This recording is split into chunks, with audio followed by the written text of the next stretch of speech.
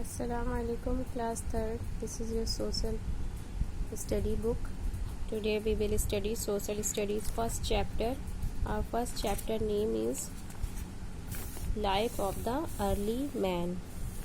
What is the meaning of the life of the early man? यानी कि पहले के आदमी जो थे वो कैसे रहते थे उनकी बात हो रही है, उनकी लाइफ के बारे में, ठीक है, उनकी ज़िंदगी के बारे में, उनकी ज़िंदगी कैसी थी, life of the early man.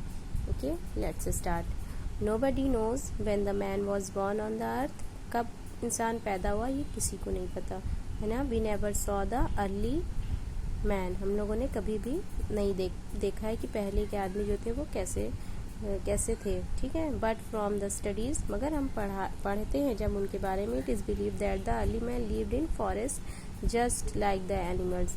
जब पढ़ाई की गई तो ये पता चला कि जो अर्ली ह्यूमन थे वो बिल्कुल उसी तरह रहते थे, जंगलों में रहते थे जैसे अभी जंगल में जानवर रहते हैं.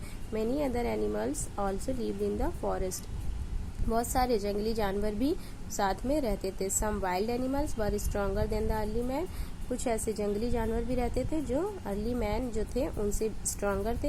ही फियर्ड दीज एनिमल्स. वो लोग जो अर्ली ह्यूमन थे जो रहते थे उनसे डरते भी थे. इन द अर्ली स्टेजेस, शुरुआती दौर पे वो लोग उनसे डरते भी थे. The early man started living near the reverse. वो लोगों ने नदी के किनारे रहना शुरू किया. रिवर्स एंड स्ट्रीम, झीलों के किनारे, नदियों के किनारे रहना शुरू किया. He used to live on high trees and slept in dark caves. और जंगल में खूब ऊंचे ऊंचे पेड़ों के नीचे रहना शुरू किया और गुफा बनाकर रहना शुरू किया. ही collected his food from the forest. जंगलों से ही अपना खाना लेकर आते थे, कलेक्ट करते थे. He also hunted small animals. छोटे मोटे जानवर को ये मारते थे, मार के खाते थे. He also hunted small animals for his food. अपने भोजन के लिए छोटे जंगली जानवर को भी मारते थे फॉर हंटिंग. और ही used wooden stick and stones. और हंटिंग करते कैसे थे, शिकार कैसे करते थे, ये शिकारी के लिए वो उसका यूज़ करते थे, एनिमल्स का.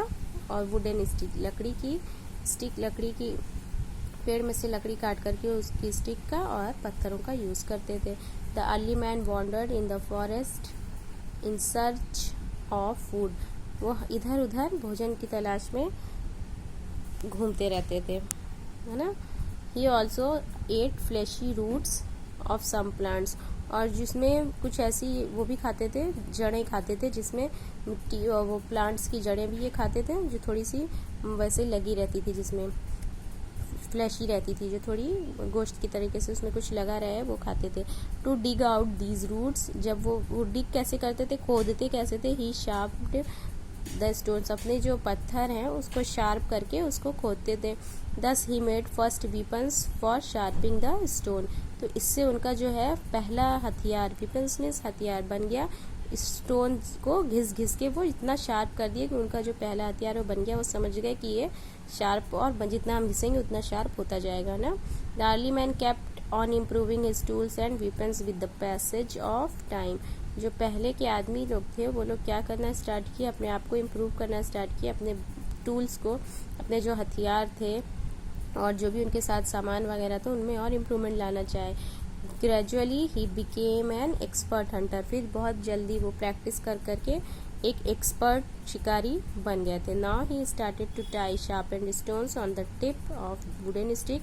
फिर अब वो जो है जो स्टोन को कैसे शार्प करते थे, टिप बिल्कुल उसके आगे की नोक को जो उसको मतलब रगड़ के शार्प करना सीख गए थे. और उसी तरह वुडन स्टिक को भी स्टोन्स ऑन द टिप और उसको लकड़ी पे घिस के शार्प करना सीख गए थे. This was his first pair. वो उनका पहला जोड़ा बन गया था. Now it became possible to hunt animals from some distance with the help of the spear.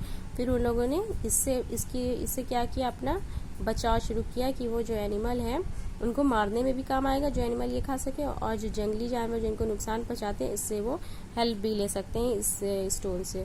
लकड़ी का वो स्टोन का जो था सिरा वो उन्होंने लकड़ी के उसमें बना जोड़ दिया तो वो लंबी हो गई. तो उस तरह वो भी अपना शिकार सीख गए. ठीक है, understood. We will study next page in next video. Okay, thank you. अस्सलाम वालेकुम.